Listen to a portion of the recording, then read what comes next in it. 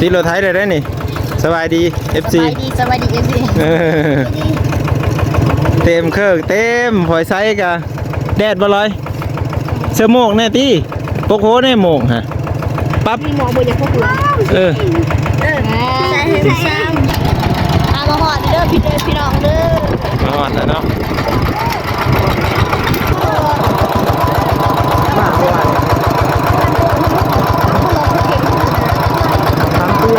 ฝากกดไลค์กดแชร์นี่เด้ออันนี้ลูกเครื่องไทยลาวเลยนี่ฮะ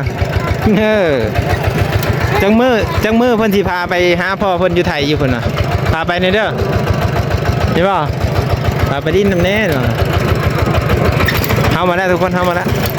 แม่ไปจอดดิเซอไปจอดดิเซอเพิ่นได้หน่อไม้แกงนั่นนี่ทุกคนอันนี้ต้มเพิ่นนี่ไหมปะต้มไก่ต้มงัวโอ้ซีนงัวอันนี้นึ่งข้าวทุกคนเป็นกาเกมเมื่อนี้นี่ครูบาอาจารย์เพิ่นมาแล้วป่ะอย่าทานเพิ่นมาฮอดแล้วไปเดี๋ยวมาค้นเครื่องซอยเพิ่นก่อนไม่ใช่มึงจะตามเต้งไงก็ได้หมดอยู่ในจานโดยโอ้ยจานโดยเฮ้ยอะไรนะเด้อเฮ้ยพี่ก็ต้องสร้างก็ต้องพี่เนี่ยที่เราเฮ้ยคืนนี้เขาบอกเลยนะจังเด้อไม่ได้หรอกพี่ชายไม่ต้องทงอาจารย์เลยนะยับกันหน่อยยับเลยยับกันได้ไปเลยโดนยับได้น้ำเบิ้ลน้ำแกงข้าวปุ้นน้ำกับผลน้ำข้าวมันจะนี่ก็ได้ป่ะบ้านนั่นนะอีนี่นะบ้านพวกคนยังไม่ได้มาโอ้ยนุ่มบุกบุกเดือดบุก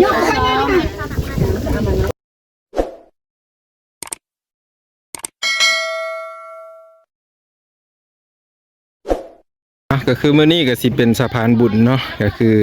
พาแม่เฒ่าไปเฮ็ดบุญอยู่บ้านใหญ่เนาะก็คือเขาอีแม่ก็สิไปนํทุกคนสบายดีแล้วก็สวัสดีเบิดทุกคนเด้อ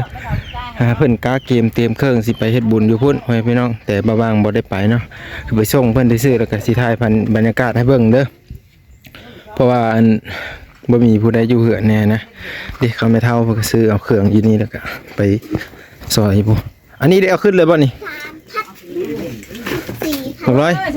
สบายดี FC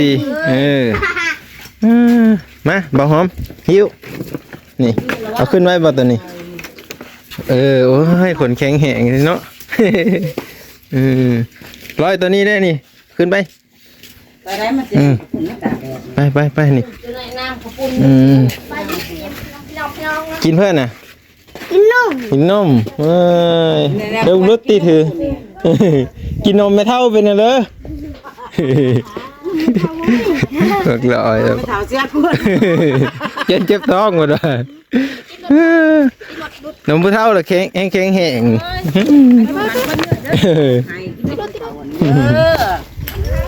เบิ้งเราเลี้ยงร้านมาใหญ่เท่าไรคนแล้ว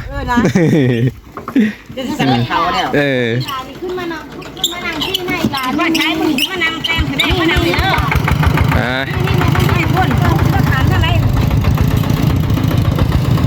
อัดประตูเขาก่อนเดี๋ยวเราสิตกจะไว้ด้วยจะไว้ในอันตีรถไถได้นี่สบายดี FC สบายดี FC เต็มเครื่องเต็มหอยไซกะแดดบ่ลอยเสื้อโมกแน่ตีพกโหแน่โมกฮะปั๊บมีหมอบ่อยากพวกเรา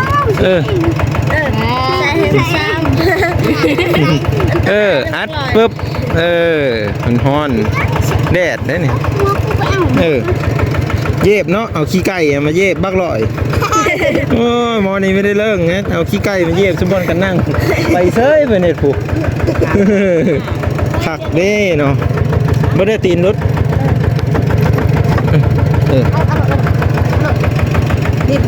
นี่อย่าเย็บเด้อเขานั่งไหนฮะรีเขามันนั่งเนี่ยพอใส่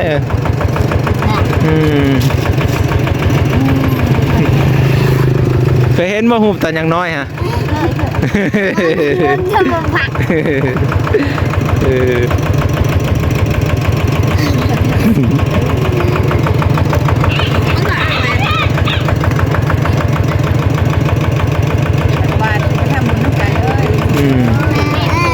มื้อนี้เพิ่นสิอันไปเฮ็ดบุญเฮ็ดอันนั้นแหละนี่ทุกคนเพิ่นสิเฮ็ดบุญใหญ่อยู่บ้านใหญ่พุ่นก็เลยว่าคำแม่เฒ่านี่ก็มาแต่ใต้พุ่นน่ะแล้วก็แม่ของอันต้นหอมนี่ก็มาแต่ไทยพุ่นน่ะมาเฮ็ดบุญมาพี่น้องเอ้าเดี๋ยวไปติดตามเบิ่งอยู่พุ่นเด้อพี่น้องเด้อเดี๋ยวพ้อกันอยู่พุ่น มาหอดเด้อพี่น้องเด้อ มาฮอดแล้วเนาะ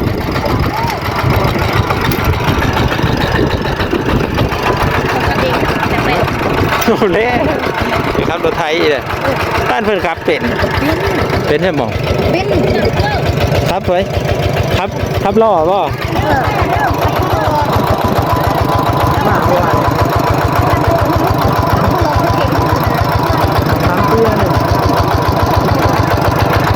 อลังการเองเลยทุกคนอลังการเอรีพี่น้องต้องไปเนาะ จะคือว่าเขาเห็ดลำวงอันนี้ คนไหลก็แช่ในเด้อพี่น้องเด้อ เอาฟังแน่ ฝากคนไหลก็แช่ในเด้ออันนี้ลูกครึ่งไทยลาวเลยนี่ฮะจังมือเพิ่นสิพาไปหาพ่อเพิ่นอยู่ไทยอยู่เพิ่นน่ะพาไปในเด้อเห็นป่ะพาไปดิ้นน้ำแน่เนาะเข้ามาแล้วทุกคนเข้ามาแล้ว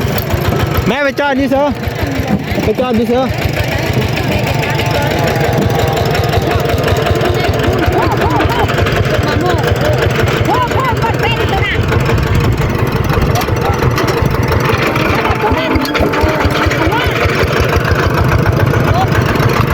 มากระบอกตัวก็มากระบอกฮะเป็นตอนนี้คือทางยาคูทางอันนั้นเพิ่นกับมาฮอดแล้วนะทุกคนที่ทางเถิงทางอันนั้นเพิ่นละเข้ามาฮอดวัดเพิ่นละเด้อตอนนี้เด้อเข้ามาฮอดวัดเพิ่นละมีแฟนแล้วบอกก็แต่งไปบอกกันยาวเดี๋ยวบ้างเอาเครื่องลงก่อนทุกคนโอ้ยมันโยนแน่มจัง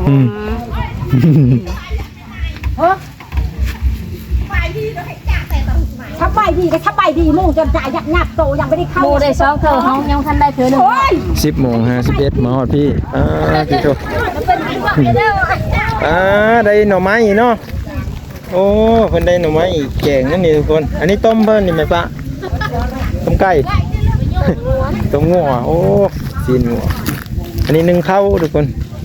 เป็นกาเกมเมื่อนี้นี่ครูบาอาจารย์เพิ่นมาแล้วป่ะอย่าทานเพิ่นมาฮอดแล้วไปเดี๋ยวมาค้นเครื่องซอยเพิ่นก่อนพ่อแม่พี่น้องเอ้ยค้นเครื่องซอยเขาไม่เท่าก่อน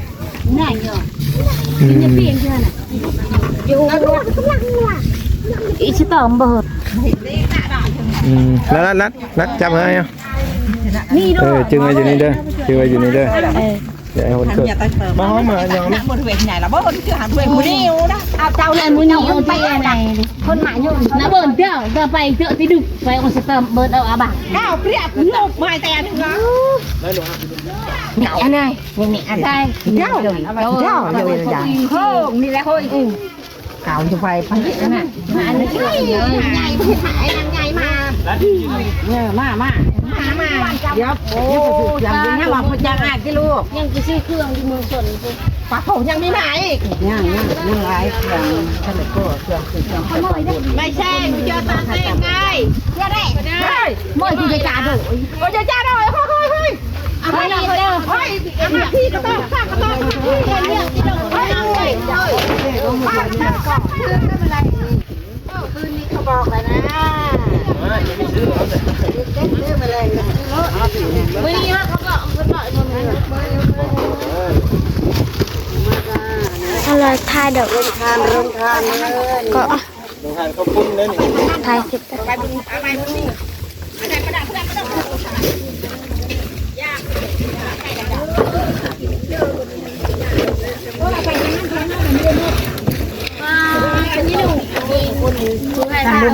ี้นั่งไงบินอ่อน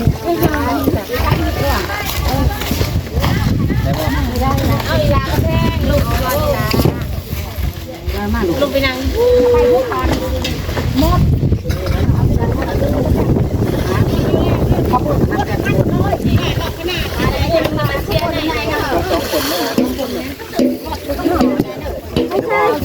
ดอกมะนาวข้าวเหนียวงานในร้านน่ารักจัง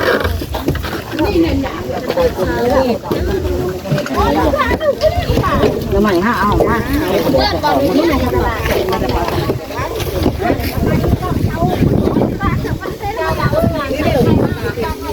ที่บังแก่งมาแล้วแก่งกันก็ใช่เอามาต้มกันมาแก้มเขานั่นเก่งเลยเนี่ยเหลือหรอได้มาแก้มตาเนาะ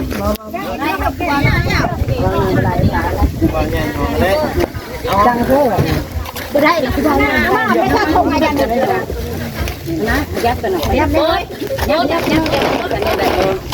ปเลยโดนยักยักไงน้ำแกงข้าวปุ้นน้ำกับปุ้นน้ำเขาเป็นเจ้านี่ก็ได้ป่ะแขกบ้านนั่นแหละที่นี่นะบ้านพ่อยังไม่ได้มาโอ้ยนู่นบุกบุกเดือดบุก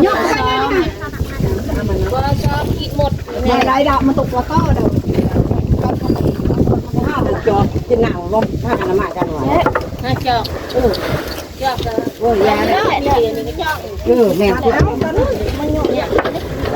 บ่ให้อยากพันเนาะบ่มีโอ้ยสนบดนั่นดิโอ้ยอย่าสิปานนั้นเห็นว่าผู้ชายเขาแน่แม่มายงน้ำแข็งซ้ายนี่บดกับบดโคตรมาเด้อตั้งไว้นี่บ่ได้บ่ยังเลือกเองเลยยักออกลูกยักเนี่ยมาเนี่ยโอ้แล้วอยู่ต้นชาอาการเขาอยากมีอยู่หันเห็นป้าไปมากองบุญกองบันขายมามันไม่ขายแล้วมันไม่นั่งไงมากผลนี่ยังเป็นถือกองโทรให้ในแม่ป้าตรงอะไรซื้อข้าวขีดให้ได้ข้าวขีดให้ได้2,000ข้าวขีดภาษามดนี่มดโลดมันนี่เดี๋ยวเพิ่นสิหยอโทรให้ไปไหนโทรปลาหันปลามันโทรปลาบ้ายังเจ้าก็จะท้ายปากคนดีมันจะเลิศเลยทุกคนนี่หยอทางนี้หยอนี่ได้ยอนุชตรงนี้กับตรงนี้ก็ได้อันนั้นสั่งไฟใส่ลูกนี่ล่ะเครื่องตั้งเครื่องบ่เครื่องตั้งลุ่มกันนะเอาเครื่องลงมัดเดี๋ยวได้บัดนี้ให้เอารถไถเอารถไถออกให้เพิ่น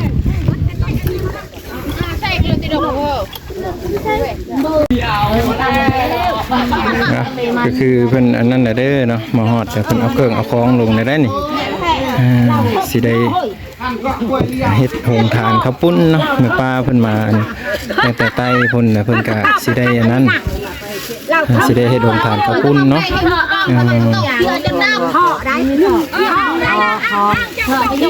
กำลังเต็มอยู่เด้อก็เหือข้าวแห้งผู้ชายแล้วผู้ข้าวแห้งแล้วตีเลยข้าวง่ายนี่แหละว่ามันยิ่งบ่แห้งให้จะได้ยอไปทีเลยนี่เพิ่นมาเลยเพิ่นยอเลยไหมแกงกับปุ่นลูกยอดทงใดบ่มันถือแตกพวกใช่หรือเปล่านั่นน่ะมีแต่วิธีไว้แล้วตอนหลักเป็นหงยางกระปุนเห็นไหม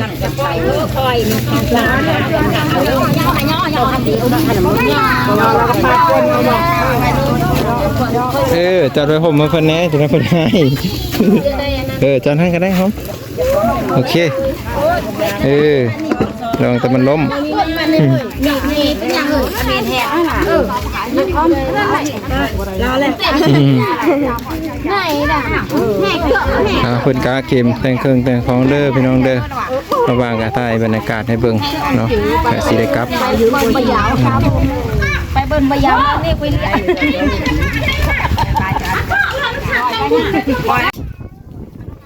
ที่เพิ่นเฮ็ดบุญเด้อมื้อนี้เด้ออยู่บ้านดอนซาดเนาะก็คือ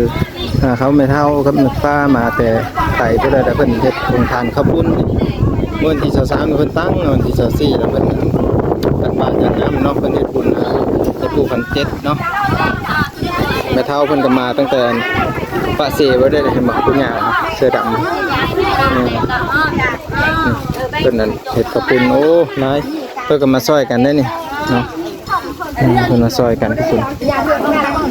นแน่นะเรื่องเต็ม